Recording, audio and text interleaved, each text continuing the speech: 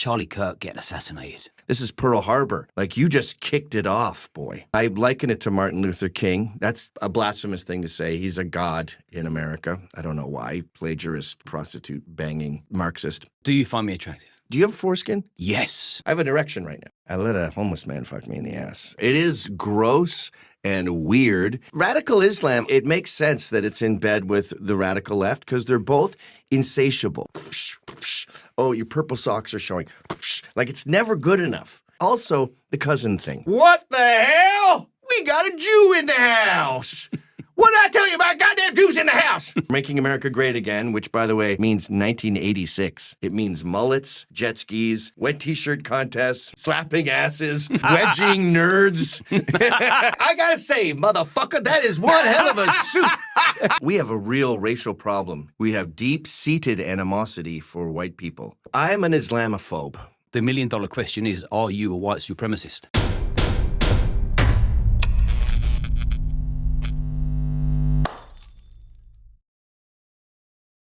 I want to say a quick thank you to our sponsors, Gold Seal. I use their products every single day, and now I finally get to work with them. I use their products for anti-inflammatory, reduced anxiety, better sleep, and mental clarity. I'm going to put a link to their website in the description, along with a 10% discount code for you to take advantage of.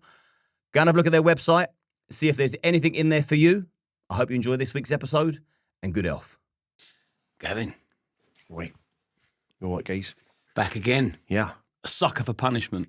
I love it here. This was my first priority when I got off the plane. I literally just got off the plane. Yeah, that's important to mention, actually. You've literally just flown in to Heathrow from New York. Yep. Now, you messaged me late last night saying that there's a delay because there's a bomb scare. Yeah. So after the shooting, I mean, it's September 11th also. So it's not just Charlie Kirk.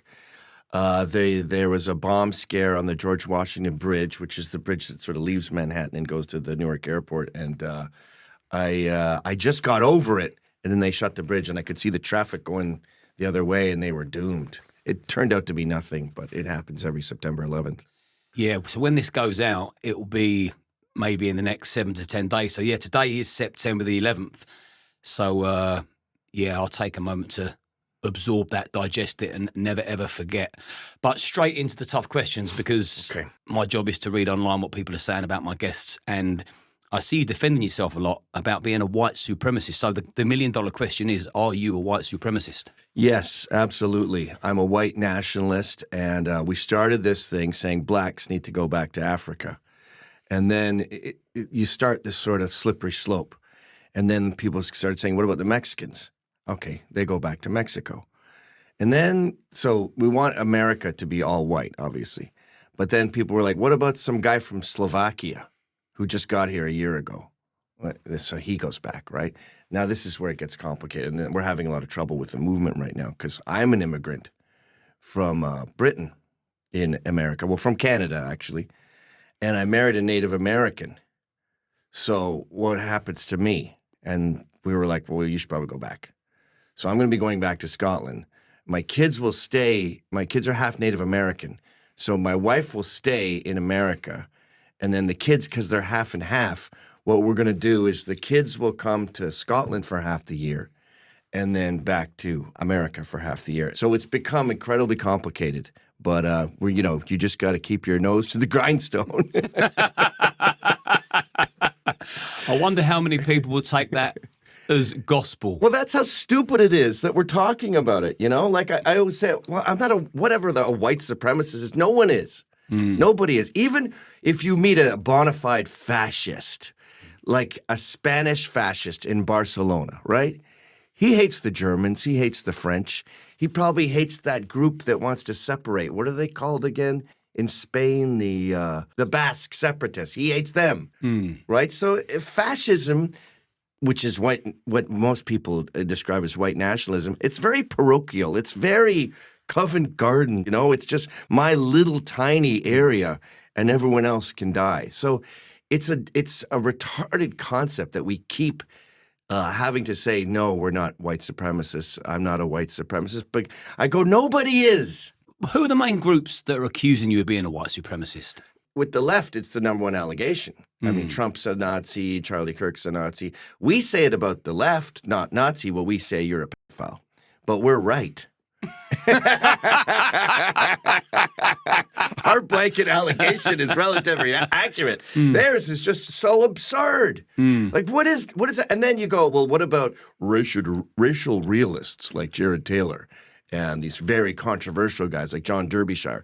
They think that race and IQ are related, and it goes like Asian, white, Hispanic, black as far as IQ tests. And those groups are pretty rare, right? It's not a very common thing to say, oh, you have this race, you have this IQ. Even with those guys, the bell curve doesn't go black, white, Asian. There's massive overlap. So there's tons and tons, thousands of black men smarter than Asians and thousands of Asians stupider than whites. And there's a lot of, it's just a general pattern. And by the way, that relatively normal scenario I'm describing are the extremists. So this idea of just like Sieg-heiling Nazis is so stupid. And it goes to the Proud Boys too. They go, it's a white supremacist group. And I would always say to journalists, I'd go, okay, so what about the black guys? Like, what do they do at the meetings? Do they get on all fours and we put a piece of wood on their back and they're just a table? Do they leave the room when the racist jokes begin? What about the gay Proud Boys? Do they just hate themselves and they go? And I always say to journalists, that's your scenario you just described, right? That there's blacks in a white supremacist group. Go interview that black guy. Like, that's your front page story. That's much more interesting than me. What's happening with the Proud Boys now? Is it still a prescribed terrorist organisation? It is in New Zealand and Canada. It's thriving. They've got their 10-year anniversary coming up next summer. It never died. I mean, and the thing about it is it's like the Hells Angels in that they don't recruit. They're not looking for new members. It's a secretive club, you know? Like, it comes from that tradition that men have always had, like the water buffaloes on the Flintstones or you know, Ralph Cramden on the Honeymooners. He had his secret club with secret handshakes, and men love that kind of stuff, and it's not going away anytime soon. And didn't Trump exonerate a lot of the Proud Boys that were convicted when they stormed the Capitol? Yeah, he exonerated almost all of, like 95% of the J6ers who were there at what I call the Great Meandering. A lot of those were Proud Boys. But they still need, like Joe Biggs, for example, he needs to get his benefits back from the VA. This guy has 2 Purple Hearts. He's a Proud Boy, and he was there that day. And they took away his VA benefits. So, you know, vets get their lawyers' fees paid in America. He didn't get any of that. Purple Hearts taken back. He needs to get all that back. Those guys are going to sue now. Yeah, so it seems to me that Trump is actually pro-Proud Boys. It is. I think they lost him the election in the sense that Biden said, will you disavow the Proud Boys? And he did. And you don't, I keep saying this, if you want a vampire to leave you alone, you don't give him a vial of your blood. He just wants more. They feed on capitulation. The radical Islam, it makes sense that it's in bed with the radical left because they're both insatiable. Like, what happens when a woman wears a burqa? Oh, I can still see some of your bangs. Oh, your purple socks are showing. Like, it's never good enough. And the left is the same way. So don't apologize. He should have said white nationalists, the Proud Boys. Isn't their top guy like a Cuban black guy or something? Look, I don't know about the Proud Boys, but you guys are the ones with the violence. You guys are the ones with Antifa. And every time there's a patriotic group, you tell me they're white nationalists. I don't believe it. That's what he should have said. But he pussied out. Yeah, well, a lot of them do. I mean, it's only really Trump on the political stage, the world stage, that I see has got any kind of courage whatsoever. The others are sort of playing to different crowds and groups and they're not really being their organic self. I believe that Trump really is who he portrays himself to be. Everyone else over here, they're all actors. He just tweeted out about Russia and Ukraine. They don't know what the fuck they're doing. He said fuck. Yes. Like, we've got to watch what we say on a podcast, and we're both miscreant ne'er-do-wells. He's out there, shit, fuck, piss. But I will say about the racism thing, it's over, especially with Charlie Kirk's assassination and the Ukrainian refugee. It used to be that, well, first of all, up to 2005, everyone was normal. And then Obama came along in 2008 and he said, make it about race, make everything about race. And they did. And then everyone was apologizing all the time. And that is officially done like this year. And for example, at my local, this black woman comes in and the beers are $5, which is very good for beer prices. And she goes, "Oh, but do you have buybacks?" I'm getting annoyed. I don't know if you do this in Britain, but usually if you have like 4 or 5 drinks, the bartender gives you a free one. And oh no, not over, not over here. yeah. So she goes, sometimes I get them for free. And I go, "Is there an issue here with the $5 beer?" And she goes, oh, here we go again. Just another black woman trying to live in America. And we all laughed. Now, not even a year ago, we would have gone, it's not about that. Why are you making it about that? And then a year before that, we would have been like, no, it's not that. We're just saying that you don't get free beer in a bar. So we're back to the pre-Obama America, where someone says something that silly, and we just laugh our heads off. Like, it was so bad for a while that "it's okay to be white" stickers would be on, if you put them around town, the news would say, "hate propaganda spread all over town." Now it's okay to be white again. It's nice to see that people have dropped that caveat before they start to say what they really feel. I'm not racist, but just don't even say that anymore. It's done. You know you're not racist. That's all that matters. Yeah. And you can tell a leftist you're not racist till you're blue in the face. Exactly. They're not going to take your word for it. They'll shoot you in the neck. Yeah, I don't know where to go next. Before we touch base on Charlie Kirk, which we will, and that Ukrainian refugee, there's been a few things that have happened in the States recently that have brought me to tears. But well, can I add one thing? Sorry to interrupt. Go for it. One problem with the racist pendulum swinging back to normalcy is these assholes on the left pushed it so hard. Like, we're Gen X, so we just laugh when she says a black woman living in America, blah, blah, blah. We just laugh it off. But Gen Z and the younger people, they go, yeah, I am racist. Now, they don't genuinely mean it. They're not generally going to, avoid a black person as a friend if they have a lot in common. I mean, that's what real racism is, right? You don't treat someone as an individual. You treat them as a pattern. You certainly don't marry somebody of a different race and procreate with them. Yeah, make little mud babies. Yeah. But the very young people, they're big on anti-Semitism. They're big on racism. I don't think it's very surface. It's very like, fuck you to the establishment. But I hope you're happy, liberals. This is your golem. You made these young people say they're racists and they hate Jews just to spite you. That's how annoying you are.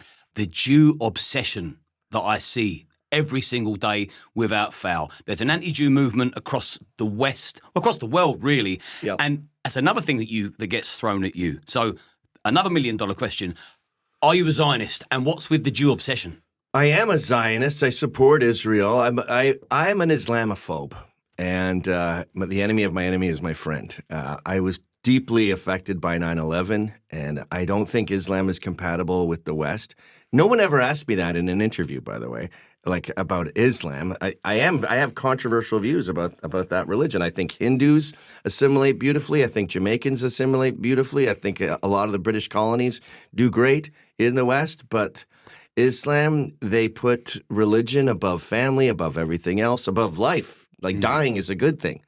And I just don't think that's compatible. Also, the cousin thing, the cousin marriage thing. We outlawed cousin marriage a long time ago and built the greatest civilization on earth. And now we're importing people who didn't outlaw cousin marriage. And there's two different universes. That's incompatible. But, I think a lot of these anti-Semites now, they don't get the incredible nuance that is in Judaism, within Jews. Like, Orthodox and Hasidic Jews hate secular Jews. You go to Israel and say, I don't think you guys should be getting any money. A lot of them agree with you. There's Israelis like Haaretz, that newspaper. They want the wall taken down. They're pro-Palestine. They have Muslims in their parliament. They have Muslim areas. And the funny thing, a rabbi friend of mine was saying this about Nick Fuentes the other day, who's a big anti-Semite in America. He goes, Nick doesn't realize how Jewish he is, because if there's one thing Jews love, it's talking about Jews all the time, going over all the details. But I honestly believe it's a real crutch. Like, we get mad at black people for saying I can't be a lawyer because of racism. Whites have prevented all these opportunities. If it rains on my birthday, it's the whites. And then whites do that with Jews, where They're responsible for everything. They control everything. You know, you get this myopic thing. You see, for example, there's 4 families that run California. Pelosi's, the Newsoms, the somethings and the somethings. I forgot. They're not Jewish. And if you have this myopic obsession with the Jews, then you just sort of like forget that. And you remember, you have selective memory. And you remember when the bad guy you found out was Jewish. Yeah, the only thing that I can say about the Jewish community that I can criticise, because I've spoke to loads of Jews.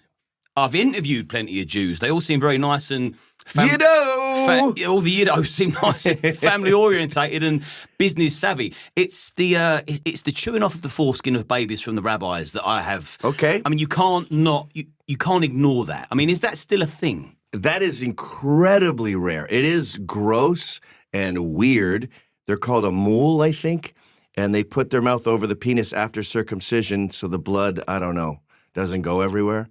But if you even like Orthodox Jews with yarmulkes, you won't find one who's met a mul or has seen it happen.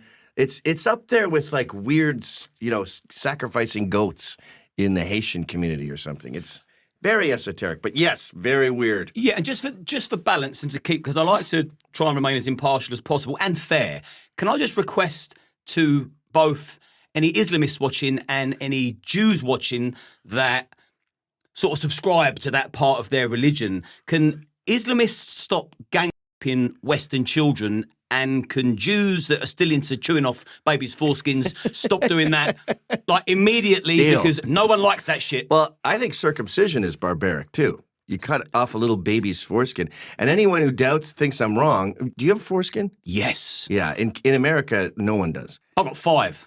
I collect them. They don't age well, though. I put them in my display case, and they look good the first day. 4 months later, they get all dry and flaky. But if anyone who thinks circumcision is okay for men, go look up a circumcision tray with the head strap and the wrist straps and the ankle straps. It's barbaric. I can't believe it's still done. And every time I meet someone, I go, "You circumcise your baby?" And they go, "Yeah." I go, "Why? It looks better." For what? The penis photo shoot you guys are doing together? I want it to look like mine. Okay, well, I guess you're not going to be father-son penis models anytime soon. Sorry. Yeah, then you've got the whole hygiene argument. It's like, we'll just wash more regularly. Yeah, that may have been a thing, 50, 100 years ago. Yeah. Everyone has a shower once a day here. And worst case scenario, if you feel like you're going to get a Hummer, just say you got to go pee and just give it a lather. Yeah, we've got shower gel and soap nowadays. You know what I thought I invented to promote fellatio? Wet wipes that taste like honey. So you wet wipe your dick right before a blowjob, and she's like, "Oh, I'm going to come back for more." But someone said it to me. It's been invented. The logo is like hot cinnamon buns, and they're flavorless. They're for women, but guys could use them, obviously. So the idea of sweet tasting wet wipes has been done. Unfortunately, everything's been invented. Well, on the subject of fellatio, assuming that it's the woman. All right, take it out. Yeah. Yeah, I hope you're not dehydrated. Are you a misogynist? That's a good question. No. But like I criticize women a lot. I used to call myself an anti-Femite because the same way that people blame the Jews for all their problems, anti-Semites, I blame women for all my problems. But these aren't normal women. These are, I call them BARF. Boomer, angry, rudderless females. So when you have women in positions of power, they tend to be cunts. They're not good with power. When they're in corporate power, they sexually harass their young interns. With advice, I always say we ate our way to the top. All these cougars would fuck us, and then we'd get ad dollars. When they're tough, you see them go up to a cop. "What you gonna do, bitch?" Like, lady, he's 6'5". He's going to throw you away like a banana peel. Stop doing that. So the women that we've been presented with post-feminism, I am against. But an actual normal woman who got married young and had kids, or like, the kindergarten teachers we had when we were young who thought boys will be boys and they would let us run around and be idiots because they respected men. They didn't have all this spite. But the post-feminist powerful woman, I think, is ruining the West more than black crime, Jewish control, Islamic immigration. They really are destroying the West. So you're all for the gender role hierarchy. And so are they, deep down. You look at them at work. They're miserable. Like your man was happy to come in today. He goes, oh, it'll be a good podcast. A woman, she'd be in her Crocs and her sweatpants, eating Cheetos, watching Netflix. Going, today's my day off, Liam. All they talk about at work is like, I just want to get home and have a bath. And what do men talk about? Foreskins.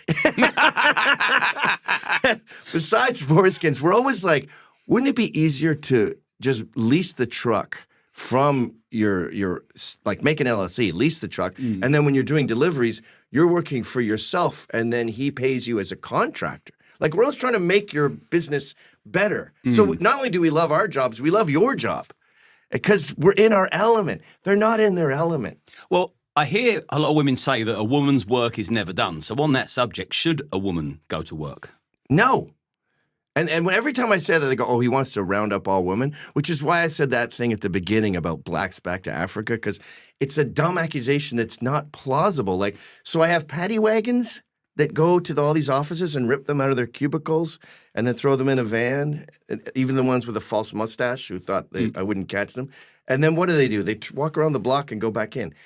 All I'm acknowledging is that 99% of women would be happier at home. Now, there's Margaret Thatcher, there's Barbara Corcoran, there's Ann Coulter, there's Michelle Malkin. There's very successful women in the workforce. They are anomalies. And a woman's work is never done when it's creating life, shaping life, making a home. You know, it's insane all the work my wife does that we would never do. Like, let's eat out on the back balcony tonight. You know, we paid all this money for the balcony. If it was me and my daughter's away at college, just me and my sons, who just eat like cold spaghetti and go back to straight from the tin. Room. Yeah, we never go on vacation. We never do anything. But it's the women who they're like the event planner. And when they work in the workforce, like Milo Yiannopoulos and I, we sat at lunch and we're like, all right, we're not ending this lunch until we can find something women are better at or even good at in the workforce. And we came up with real estate agent. This took an hour and a half, by the way. And what is a real estate agent? It's a woman showing you her home. Hi, come on in. We just did the drapes, and this is the kitchen. Oh, did I show you we redid the kitchen? So you show the cupboards and everything.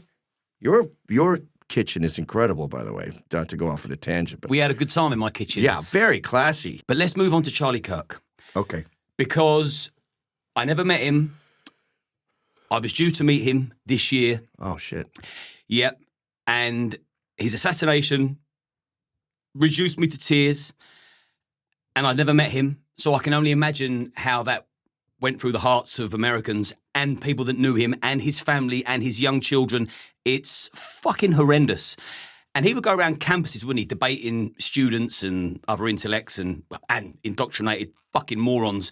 But I thought his message was very powerful, and I thought he was so important and effective, which is why I think someone's taken him out. But I'd like to know, from your point of view, being an American or living in America, is the education system over there dangerous? And also, what is your take on Charlie Kirk getting assassinated? So, Marxism, communism, it is a poison. It's a plague. And by the way, a lot of the anti-Semitic stuff, like bitching about Marxists and Bolsheviks, those are atheists. Those are communist atheists who don't believe in God. And when it gets into something, it infects it. So the teachers' lobbies are incredibly powerful in America, more than tobacco, more than anything. And they fund both sides. They control the White House, and they are. What does a union want to do? They want more power. They want more job security, and so they make these teachers infallible. They also make them Marxists, because if you're a Marxist, you love the union, right? So it's infected them all. So they're all beyond retarded. They're all activists. They're all barf, boomer, angry, rudderless females. And they have destroyed education in America. No one in America, no public school student knows anything. You know way more about American history than your average high school student. They can't fucking read, dude. They cannot read. I'm not exaggerating. Like Dr. Seuss is way over their heads. So these retards who actually come out of school dumber than when they went in, the only thing they know is propaganda. They don't know reading, writing, and arithmetic. They go to college, which is beyond indoctrination. They learn a new language, their hegemony, colonization. Like they say words about intersectionality and all this shit that if you said on the street to anyone, no one would have any idea what you're talking about. So they learn a Klingon. They learn a Star Trek language when they're in college. And Charlie had the balls to reach out to them and go, here's like the way I started the show with like blacks back to Africa and my kids will spend half the year with me. He would just say, like, play it through. I've heard this with junkies, actually, when they go to NA, Narcotics Anonymous. They go, man, I want a beer. And in NA, they go, play it through. You're going to have a beer. Then you're going to have 2. Then you're going to have 3. Then you're going to have a shot. Then you're going to want to get some nose beers. And then you're going to be high on coke. And you're going to go, let's do some smack. I'll just do a line. And your tolerance is going to be low because you haven't done it in 2 years. And you're going to OD. So one Budweiser is going to kill you. Play it through. And that's what Charlie would do. He would sit back calmly, put his mic down, and that's where the position he got shot in, and he would say, play it through. So America's racist. So you, as a black person, have no opportunities. Why are you at college? One time he did this Q&A, and this black guy goes, a truck full of MAGA supporters called me the N-word on campus. It happened twice in one day. And Charlie just goes, you're lying. That didn't happen. It clearly didn't happen. This is a very profound moment in American history. And I liken it to Martin Luther King. That's a blasphemous thing to say. He's a god in America. I don't know why. Plagiarist, prostitute, banging, Marxist. But anyway, before he was assassinated in 1969, people were like, yeah, blacks have it bad, but I don't really care. And then he got shot, and everyone went, whoa, whoa, whoa, whoa. That was a nice guy. What has been going on now? What is this? It's kind of like the way I was with 9/11. I didn't really care about geopolitics until those towers went down. I sort of went, whoa, whoa, whoa. Yeah. What's been happening here behind my back? So after 1969, blacks were cool overnight. And you had the Black Panthers with the big afros and the big straw chairs and holding the spears and the guns and back to Africa. And that was throughout the 60s and 70s. Throughout the 70s. And then you had, disco and everyone wanted to be black and it was funky and rap and sports and everyone had black guys on their jerseys. And he made blacks cool for half a century. Now it's sort of like, okay, enough with the cool. I think what's happening with Charlie Kirk is going to be the exact same thing, where people who aren't really invested in the culture wars, they're like, whatever, yeah, I get it. Trans men shouldn't be in women's sports. I don't have a daughter. He got shot in the neck, and people were like, whoa, whoa, whoa, that wasn't Malcolm X you shot. That was Martin Luther King. That's one of the good guys. He wanted to shake hands. He said you should be judged by the content of your character, not the color of your skin. Charlie Kirk literally quoted Martin Luther King. And I think all of America woke up and they're like, all right, that's it. Fuck this. It's on. We're fixing this problem. I care about the culture wars. We're making America great again, which, by the way, doesn't mean 1862. It means 1986. It means mullets, jet skis, wraparound glasses, wet T-shirt contests. Hip to be square. Slapping asses. Wedging nerds. Wedging nerds. Yes. Hanging them on the basketball net by their underwear where they can't get down. And they're like, guys? That's what we want to get back to. And we are getting back to that now. Bring back bullying. Bring back bullying. It worked. We got computers out of it. I say it was sad, but the last word that Charlie Kirk said as he leant back was violence. Yeah. I know this because I watched that clip far too many times. Curiosity does kill the cat. I couldn't believe my eyes, and I wanted it embedded in my brain never to forget that moment, never to give up the fight, to keep pushing forward, spreading his word. What was your let's talk feelings for 5 seconds. I'm so glad you said that, because I felt the exact same way. Like with the Ukrainian refugee having her throat slit, I looked away immediately and wished I had never seen it, and I would never show it to anyone. I watched the Charlie Kirk assassination 100 times, and it's burnt in my mind like a coin. You know what a challenge coin is? They have them in the Marines. Everyone has them. Proud Boys have them. Cops have them. And you're supposed to carry it with you at all times. If I slam it down on the bar and you don't have yours, you got to buy the bar a round of drinks. Right. So it's a dude tradition, and they have different emblems on them, and they say like Marine Corps or whatever, blah, blah, blah, or 45th Precinct, NYPD. I have a challenge coin in my head of Charlie Kirk, leaning back like that, the blood spilling out. And I want it to stay burned in there because it's different. And I don't know why this is, but it's different than the refugee. With the refugee, it's consequential, as consequential. And it's about, black crime and leftist fatigue. But it's deeply sad. With Charlie, it's obviously deeply sad, but it's also a call to arms. Like, this is war. Politeness is over. This is our moment. This is our catalyst for World War I. This is Franz Ferdinand. This is Pearl Harbor. Like, you just kicked it off, boy. Yeah, if that doesn't make you stand up, what will? Because it's not JFK, it's not Trump, it's not a president, it's an activist. The only activist that reached out, I don't reach out, fuck you. If you're a leftist and you want to be friends, I laugh and shove you into a ditch. And Charlie didn't like that about my group, about where we are on the political spectrum. He would never have me on his show, and I totally get that. But his thing was, I'm not Gavin.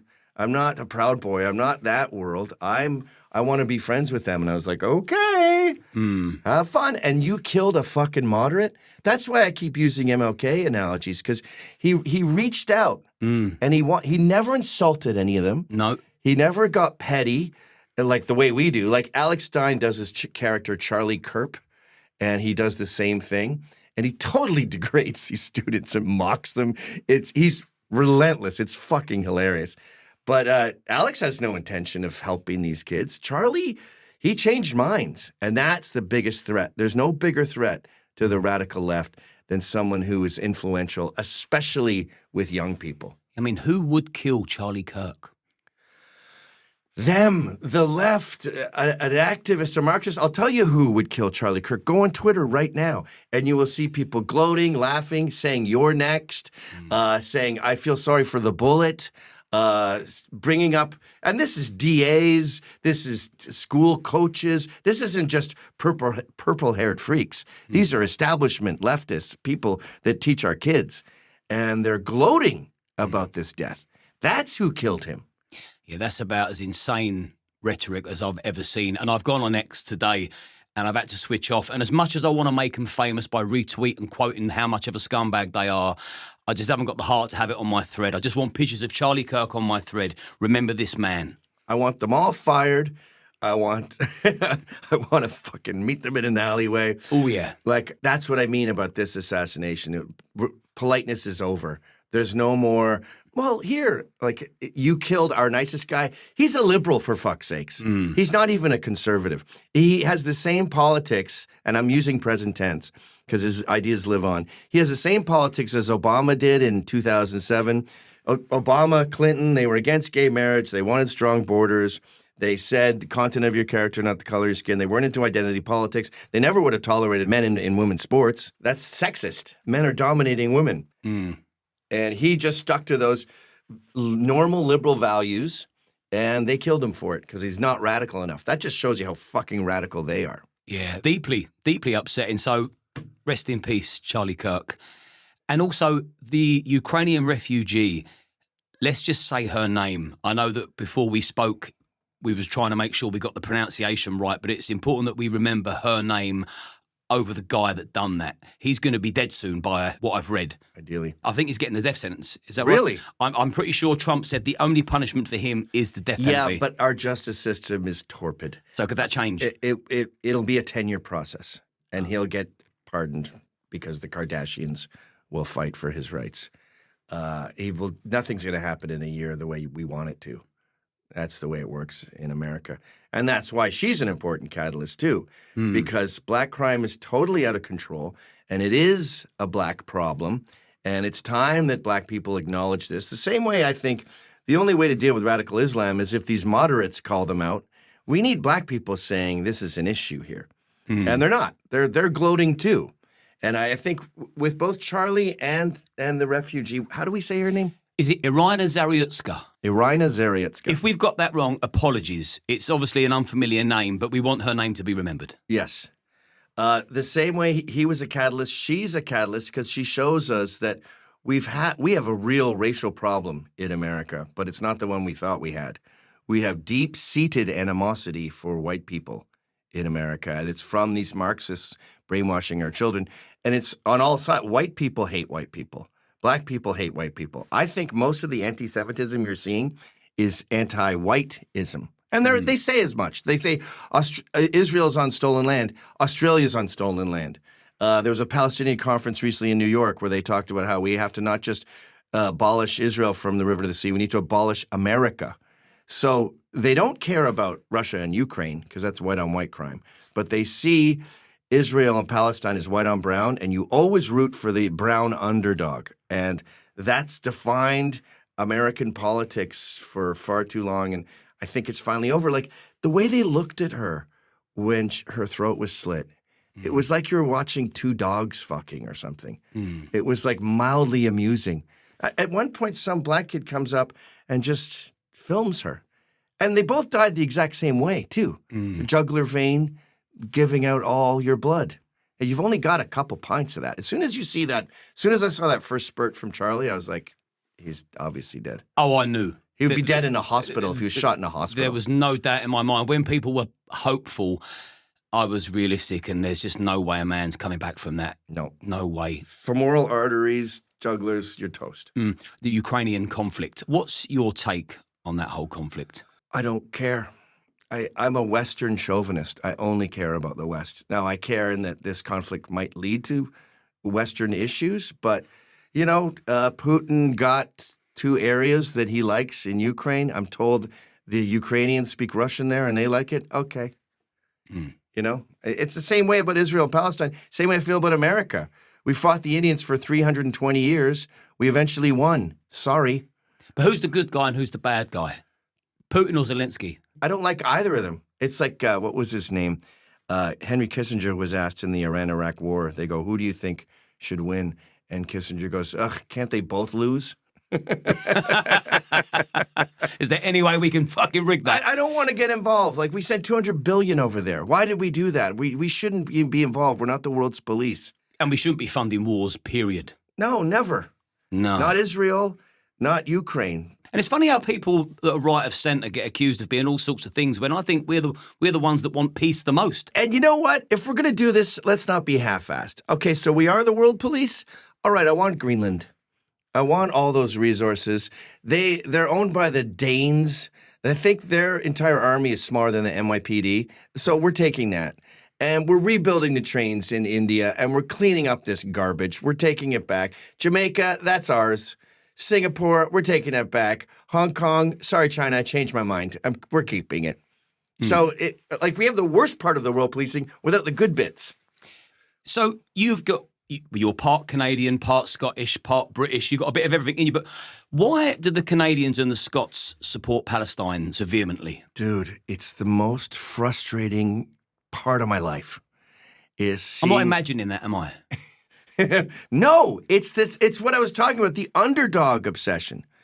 And it's the David and Goliath thing, which is a cool concept. And in movies, you root for the little guy. You know, every movie, it's the Bad News Bears, and they're a hodgepodge group of rebels who end up winning the Little League World Series. And it's the story of the American Revolution, right? Is a bunch of random people got in the trees, including George Washington, who used to fight for the British, and they beat the British Empire back by cheating, basically, and hiding and shooting them from behind.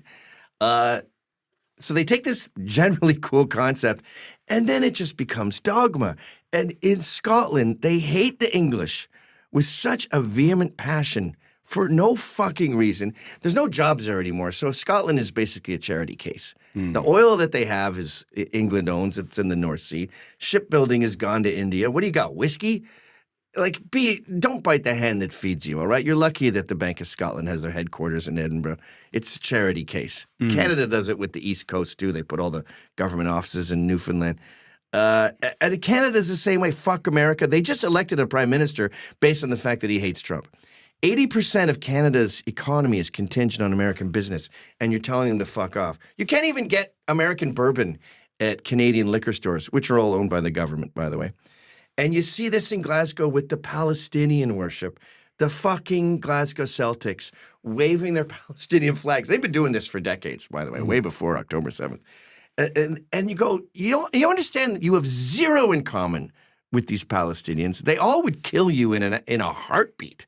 They don't like you. Every time an activist goes there to get involved, like that Italian kid, I forget his name, he wanted to be part of the movement, they just killed him. Get out of here, Westerner. You make us sick. You infidel, you blasphemer. So they start out with this concept of I like the underdog, and it just becomes this myopic mantra of underdog. I fucking hate the English. Like my gran, I go, Gran, why do you hate the English so much? I don't know. I just do. And then Canadians, they when I was growing up in Canada in high school, you'd have to write an essay. What makes me Canadian? And it was always like, well, I'm not a racist and I don't like country music. And I call it the Elvis brother syndrome, where if you asked Elvis's brother, what defines you? And he'd be like, well, I don't wear blue suede shoes and I don't have a hound dog. And I'm like, yeah, no, you. I'm not talking about Elvis. And it's Canadians do it, the Scots do it, and Irish. And the Irish, dude, if you wear a MAGA hat in Ireland now, you'll be jumped. And they have so much more in common with Trump than anyone else. But the Irish, at least they have more of well, I guess the Scots have the 600-year war. But the Irish hate the English, and they hate Americans, and they hate success. It's a socialist mentality. You know, there's a famous joke about this guy selling Canadian lobsters. And this woman goes, one of your lobsters is getting out of the bucket behind you there.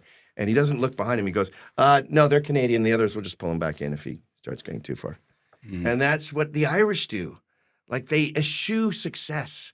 And, you know, there was that record label that had the Undertones. And Virgin Records, whatever, offered him like 500,000 pounds. And he's like, you can have them for free. The Undertones don't belong to the record label. They belong to the people. You're like, well, way to go. You have a newborn. And you guys are broke, and now you're getting divorced. So I'm glad you don't take money from corporate. They just got the money, by the way. The Undertones are wildly successful for them. And it's this stupid socialist mentality I see in Canada, Ireland, and Scotland, where they're too cool for money, they're too cool for success. Okay, well, someone else is just going to get it. Like that, I used to be friends with Crass, the punk band. They're up in Essex now. And they never copyrighted their logo, their famous logo, or any of their merch. And punk sort of shaped your life, didn't it? Oh, yeah. Crass, especially.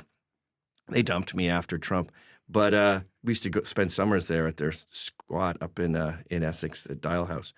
But I go, okay, congratulations. You never sold out. You understand that some Indian dude at a booty shop is selling Crass stuff. He's getting the money. It's going to his kids. They just almost lost their farm because they don't really own it. And they had to borrow money from friends and capitalists.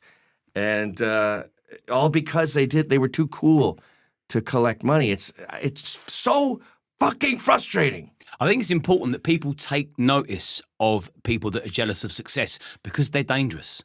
Yeah. They're not harmless sort of layabouts. They're vindictive, vengeful, horrible fuckers. So much spite. Yeah. Yes, there is success that was contingent on polluting a river. Okay. Now you think anyone who has money is cheated somehow. And they say that all the time. If you have more than $1 million, then you've fucked someone over. No, you worked your fucking ass off. Yeah, you busted your balls for your entire adult life. Yeah, you want to get rich in commercial real estate? Okay. It's about a 20-year endeavor. You better be prepared to work 60 hours a week, weekends all the time. You start with one little building and you work your way up. It's brutal, but yeah, you will get rich. And then when that guy finally gets rich, this stupid underdog mentality of like, I need all your money. You know what someone brought up recently? They go, wait a minute, in America, if you're making more than like $300,000 a year, your taxes are damn close to 50%. So that means for 6 months of the year, you work for free. You work for the government. Now, cotton picking was not a year-round thing. They had a cotton season. I think it was like 2 months. I don't know what slaves did for the rest of the time, probably mulled about. So Freelance. So blacks were slaves for 2 months of the year. Rich people are slaves for 6 months of the year. Who's got it worse? This podcast is getting pulled. This poor bastard on his yacht. He's a slave. Yeah. Free him. What's it like living in your neighbourhood as Gavin McInnes? Because, I mean, you're the most censored person in the States. For those that don't know, I'm going to put a thumbnail after this interview for our first one so you can get a better idea of Gavin. Okay. But Gavin is the most censored person in the States. Joe Rogan was ordered to remove both of your interviews, otherwise he was going to lose his Spotify deal, just to give my audience an idea of how censored you are. So what's that like offline in your own neighbourhood? Well, the left, they're all drones. They get a dictum from above, and that's why you'll notice on liberal media, they'll use the same word, like Russian collusion. I'd never heard the word collusion before, but it was collusion, collusion, collusion. Or they'll say like when the Proud Boys got in a fight with Antifa, they said, hate has no place in New York. The mayor said that, the DA, the governor, they're all using the same verbiage. So I was quite popular in my neighborhood when we first moved there. My daughter we came from New York City and we're out in the burbs. So it'd be like going from London to Essex and, oh, you're the London family, you know, you lived in Shepherd's Bush or whatever. So that had status in a silly way. And then one day, October 12th, 2018, Proud Boys got in a fight, and the right, the DNC, the Wizard of Oz, said, ooh, this is good, because Antifa was getting known as violent, and they're our paramilitary wing, so we can't criticize them. But we needed to accuse the right of having their own paramilitary wing. So we used Proud Boys. So I became a pariah overnight, and these leftists in my neighborhood, they could not wait to pick up the mantra. And I literally overnight, my house is vandalized, you know, eggs. It feels blasphemous to say all this with someone who knows Tommy Robinson, because I can't hold a candle to that motherfucker. But like car vandalized, food. I live in a rich neighborhood, so a lot of food. Chicken on the car, fish on the front. Frank caviar, yeah. Oh, your bulletproof windows. I mean, there was literally a fish on the lawn, so almost. I don't know if the fish was pregnant, but it could have been caviar. Sieg Heiling me when I'm walking my dog. Signs, hate has no home here signs. My wife just sent me a tweet. Some guy said, I bet you the guy who shot Charlie Kirk has a hate has no home here sign on his lawn. All my neighbors all have these signs up the road. And my buddy was dropping me off once and he goes, dude, it's like an 8-year-old black girl was killed by the Klan on your street. And they're saying like, Klan doesn't belong here anymore. And the thing that drives me nuts about all this is I obviously don't mind getting attacked. I don't mind fist fighting.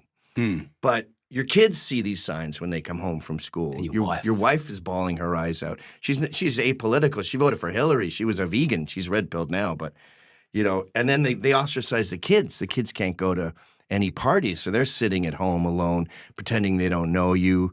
You know, when I sent my daughter to boarding school, I'd say we were divorced, so my name didn't appear on the thing, which I know a lot of guys have had to do. You know, I could give you here's one tiny example, and just multiply this by 10,000.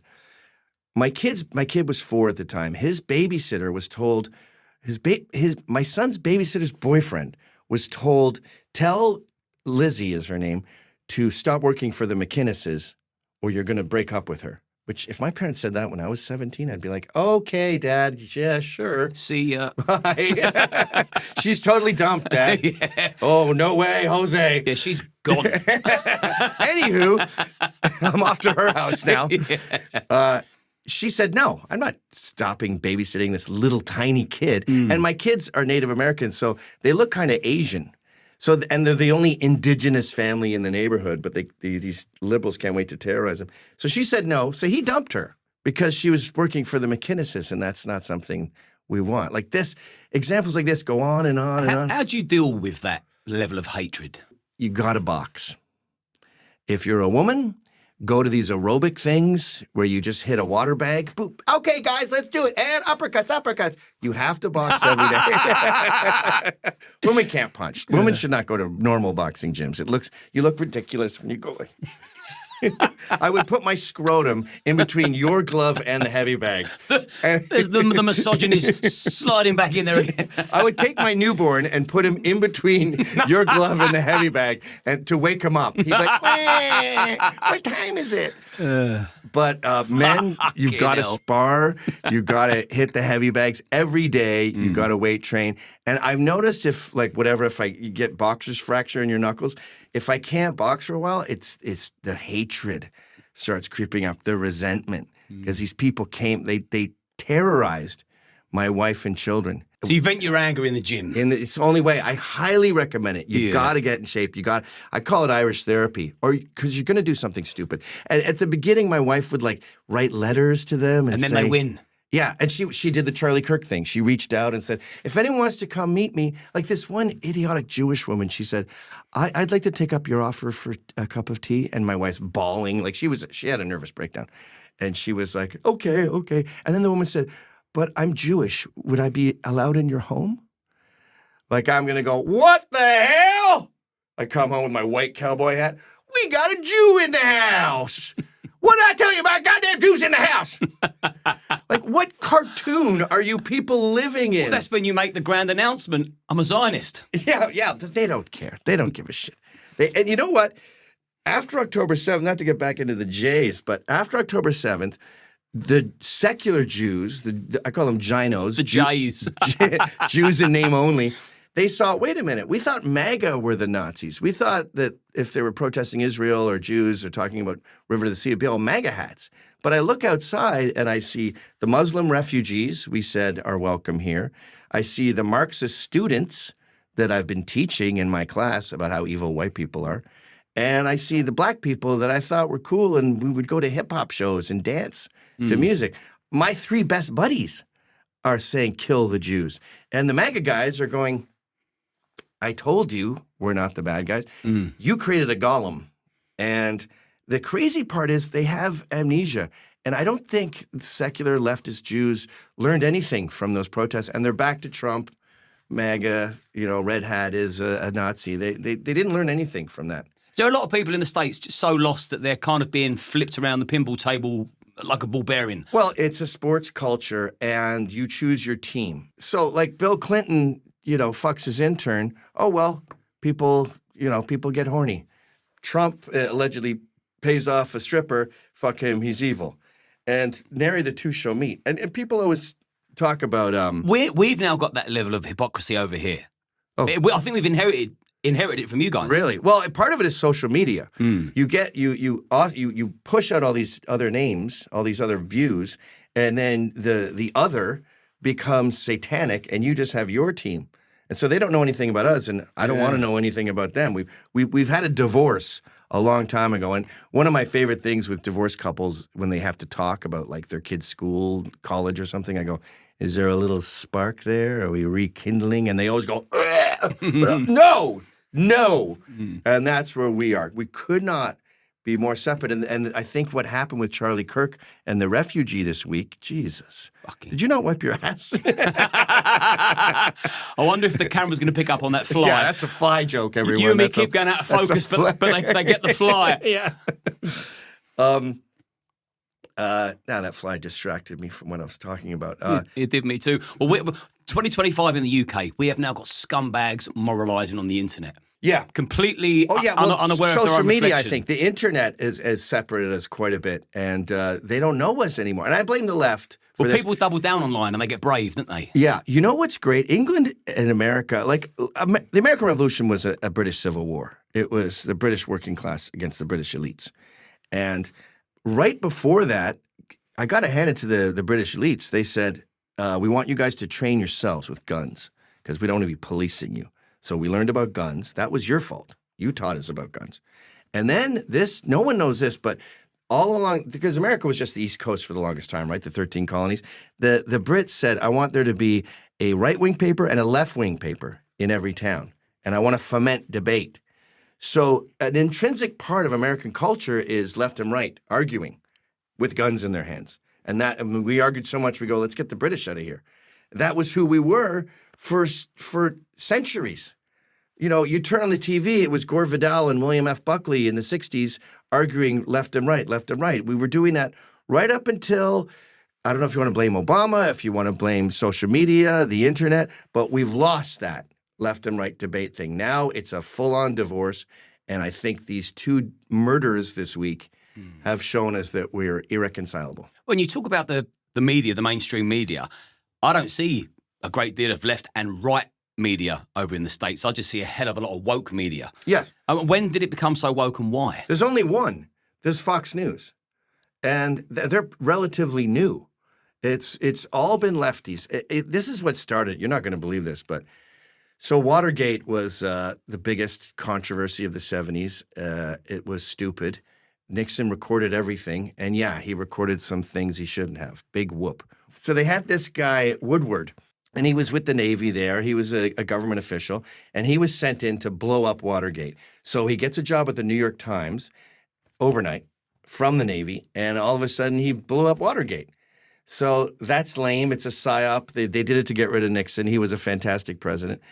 The left liked the story. They loved mocking Nixon because he was anti-hippie and he made fun of them. So they did a movie, and it was Robert Redford and Dustin Hoffman, two very sexy men. And they were the New York Times reporter. One of them played Woodward himself, and they busted Watergate.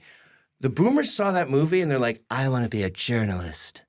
So that became a whole wave of New York Times. All the boomers at the New York Times are there because of that stupid fucking movie.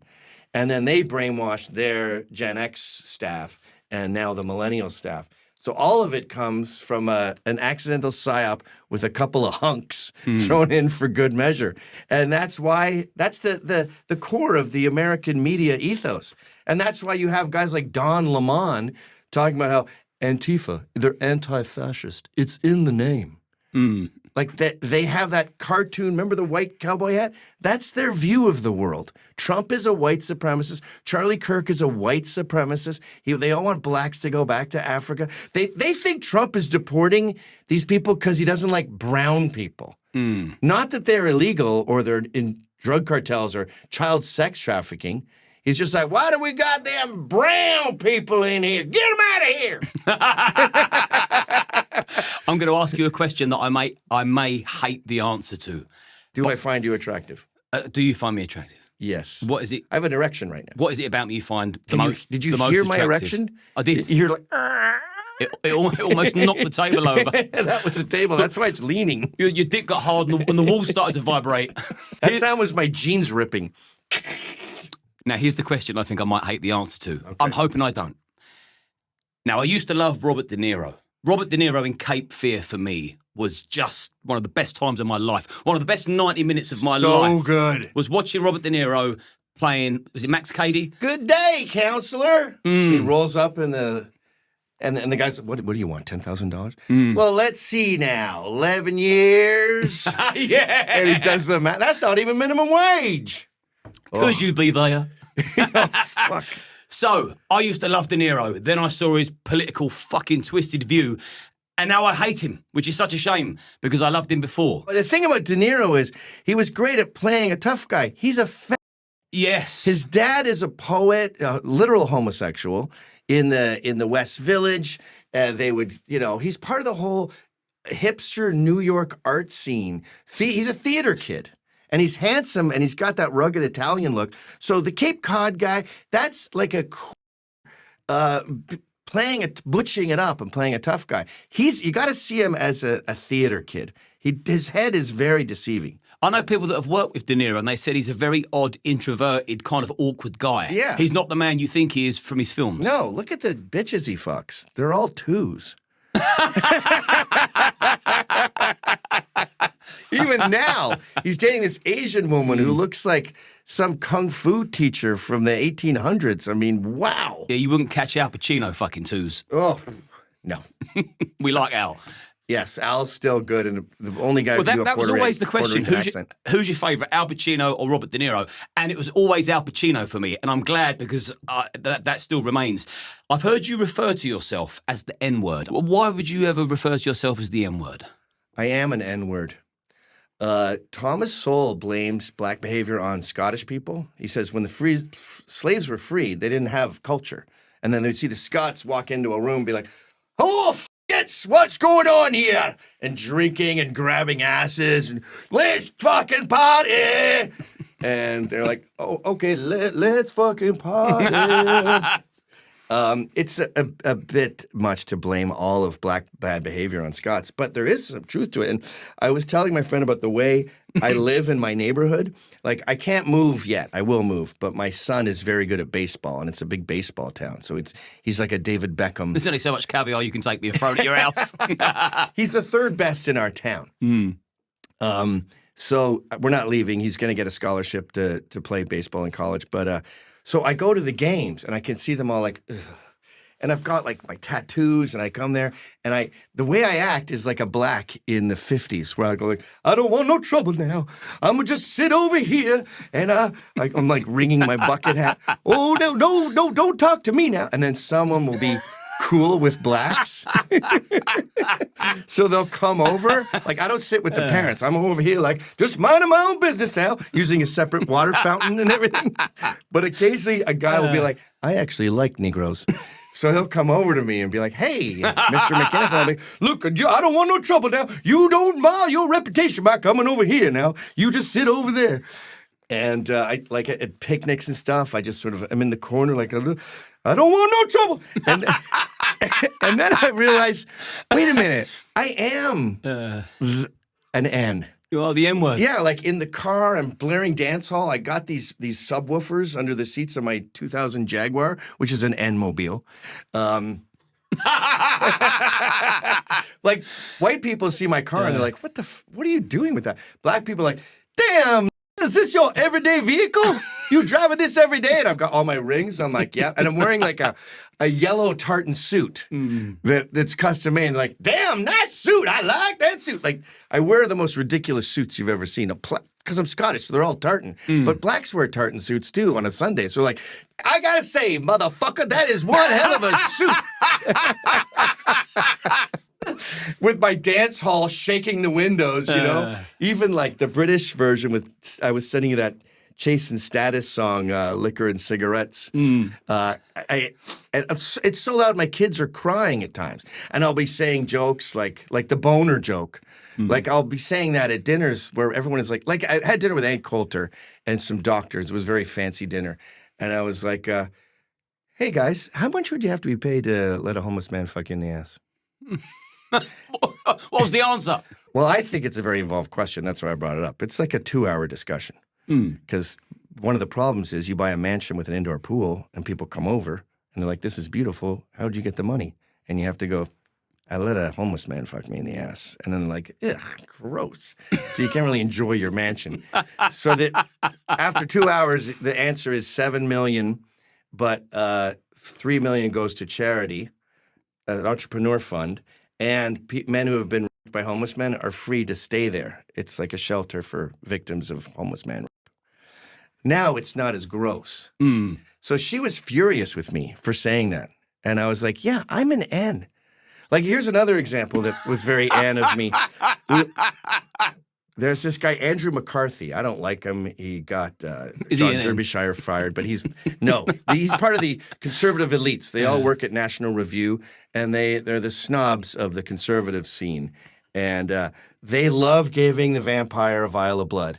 So we're at this talk. Andrew McCarthy just wrote a book about free speech and Islam. Meanwhile, he got someone fired for being racist, John Derbyshire, so fuck you. So I'm in a bad mood already. And we've got Greg Lukianoff of FIRE, which is a free speech activist group. He cuts up all his food before he eats it, which I find really annoying. And they're all looking at the New York Times woman, who's just some big-titted cunt with a fucking ponytail who hates us all. And why are we – I'm watching her drink our vials of our blood, and I just want to slap it out of her hand. And they're all like – and they go, I think what is happening with ISIS – this is a few years ago, right? I think what's happening with ISIS now is their strategy is to sort of win hearts and minds in more affluent countries like Iran and, Saudi Arabia, Dubai. Let's get these rich people on our side, and that can help with the funding. Were these words actually said? Yes. ISIS are going to win the hearts and minds of people. I mean, I'm paraphrasing, but I'm sitting down here at the end of the table, and I couldn't help but notice, why are we talking about a bunch of retarded, inbred savages like there's any sort of grand plan? And everyone went, oh, my God. And they both everyone looks at the New York Times reporter who's like, oh, okay, scribbling it down. I'm an N. That's an end thing to do. I'm crass and rude, and I behave badly. And proud. And proud, yeah. Too proud. Look at these rings. That's ridiculous. Yeah, look at the clues. That's not a normal person. Anything bad I could say about blacks behaving badly outside of violent crime, I'm guilty of myself. Yeah. Hold my beer. Even in the car, I got in and it was this East Indian and he smelled bad, and I was like, oh God. I wound down the window because it was BO. And then I started farting my hangover farts that totally overpowered him. I'm like, who's the bad? Are we the baddies? Maybe I'm the baddie here. That's your competitive streak, that is. Yeah. You think you got what it takes? Who's laughing now, Muhammad? That's the title of the podcast. Yeah, that's the thumbnail. The police in the States. See, over here, there's protests everywhere. Outside migrant hotels, in London, week in, week out. The police over here, they seem to be ferrying in counter-protesters, which is stand up to racism. There is no racism to stand up to. Antifa. The usual imbeciles, same faces, different locations, clearly paid, but they're ferried in, and I feel like they're being protected over here. So I'm curious as to know, in America, are the police on the wrong or right side of history? So I'm a cop guy. There's an NYPD shield. I hang out with cops a lot. I don't get the British police. Like, when you get the call, someone might in the Nelson Mandela joke on Twitter, you got to go check it out. Do they go, oh, for fuck's sakes? Like, when you sign up to be a cop, it's because you played cops and robber as a kid and you want to save the damsel in distress. Oh, there's a girl in the tower and there's bad men there. And you went, I'll be right there. Get down, get down. We catch the bad guys, bank robbers, rapists. That's why you become a cop. And now you're chasing down a tweet. So I don't know any British, I have family in British police, but I don't quite get them, especially when they hate Tommy. That's really confusing to me. He wants to stop crime. But in America, you kind of have two generations. DEI is big now. I'll use the NYPD as an example. So the new cops, they're from Africa, Zimbabwe, they're from China. Half of them don't speak English. They're allowing Arabic on their badges. They have turbans on.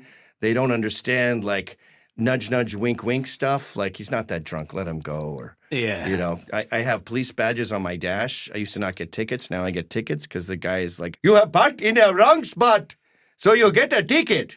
I'm like, yes, that's technically true, but we have kind of a deal. Why are you winking? What is in your eye? Okay, fuck it. Here's the So the old school, they understood how to do the job, and it takes some what they call wood shampoo. That's the truncheons. It takes tuning up a fella once in a while. Wood shampoo! I've never heard that. Yeah. That's fucking brilliant. Yeah. Oh, cops are the funniest people. They say things like, how many cops does it take to push a perp down the stairs? None. He fell. And crime was handled. And yeah, they were crass and rude. You gotta be.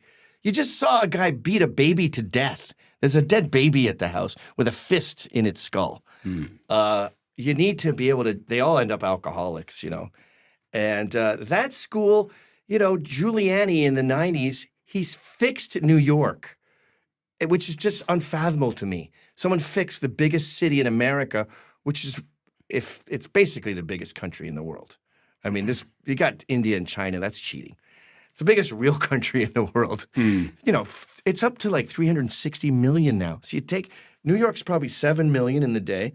And Giuliani just went in there and with the cops and zero tolerance for bullshit, he fixed the city. It was beautiful. You could walk around nude at 3 a.m. with $100 bills taped to your body, dancing around like a... And now you can't walk around with $1 in your pocket or a Mexican gang is going to hold you up. So I don't know what the future of the cops is. One funny thing that's happening now is they're all black and brown and Hispanic. So I don't know what's going to happen with this whole cops are racist thing. Yeah. They're going to be screwed. And they'll find a way. Well, because the police cams. They'll choose something else. They just hope you can't see the cop's hand in the shot. His black hand come in. They want to just... They'll get called coconuts or something. Yeah. That's what they're doing now. Black police showing out for the white cop. But when there's no white cops to show out to, I don't know what they're going to say. The body cams have been a boon. The cops were very worried about them when they came out. But now the whole, She was killed. Sandra Bland. She was killed for having her taillight out. No, she was a lunatic.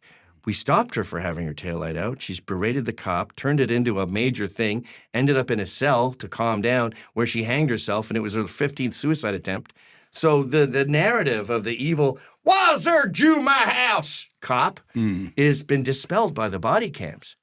And now, like, that's why the left is so erratic, because all of their tropes have died.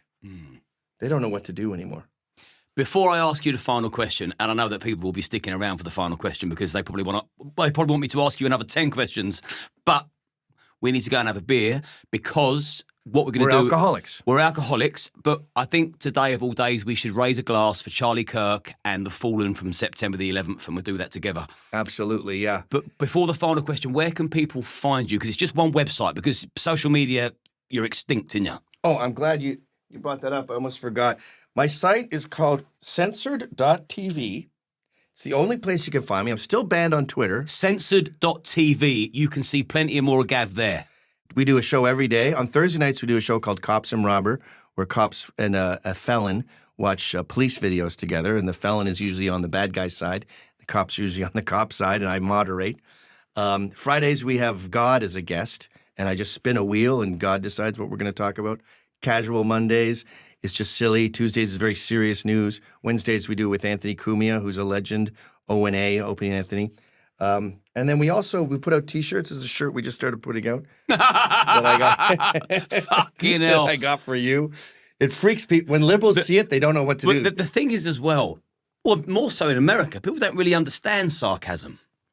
Well, and here we have a prime example of... It's almost like the Zoomer version of that would be a shirt that said racist. And you know what? If I was to wear this over here now, the Starmer troopers would come and arrest me. Yeah, probably. That's why I got it for you. Good, yeah.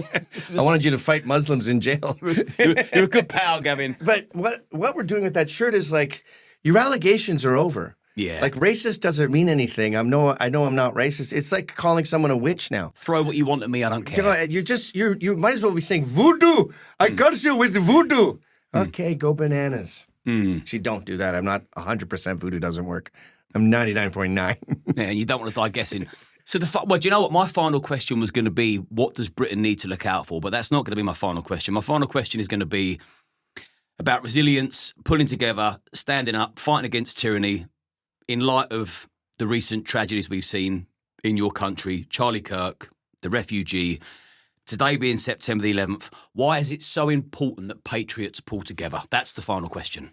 You've had a civil war for a long time. You had your class system. Before Thatcher, it was upper class and lower class. You were divorced. If you went to a party where people were like, "Hello, how are you, darling?" There'd be no one there going, "What are you doing there? You just fucking mucking about." You'd have two different accents, two different worlds, and you had areas that you fought for, and the posh people got their areas, and the working class got theirs. West London versus East London. You've lost a lot of turf with these migrants, and I think the important thing now is you're not getting back together. The working class Brits and the upper class Brits will never be friends. You and Keir Starmer are never having a pint together, but you need land, and you want to claim as much land as you can, and that means closing the borders and being patriotic and having each other's back and being a strong working class Britain and try to keep the elites as isolated as they can. They left you with the migrants. They don't care. They're not hanging out in Luton. They make it your problem. So you have to say, no, you're not making it my problem. I'm claiming this territory, because that's what we've done in America. We've said, I'm not fighting with you anymore. You have Chicago. You can have Manhattan. I have Florida. I have Texas. You have California. And you have New York State. And we've agreed to disagree. So I want as many states as I can get in this quiet civil war. And Britain is in the exact same position. They've had a civil war. There's no reconciliation, as we learned from Charlie. And so just try to get as much land as you can. You're not getting Luton back, but there's hope for, I don't know, Rotherham, Birmingham, Glasgow, Liverpool. There's still hope. But we've got to pull together. You got to pull together, have each other's backs, and show up, for fuck's sakes. That's what's so great about these rallies that Tommy puts together, even the ones he doesn't, is you see, you think England's lost when you look from across the pond. They show footage of just, it looks like Lahore, Pakistan, or Mumbai, and you go, no, that was Britain. And you go, well, there's no Britain. But on my drive here, you know, I saw Harrington's and Dr. Martin's and beautiful pubs with thatched roofs. And I thought, there's still a Britain here. It's worth fighting for. I'll drink to that. As always, love your company. Appreciate you coming here, flying all the way in. And let's go and raise a glass. And here's to those that have fallen that should have never, ever have fallen. You're not lost. We'll never forget you.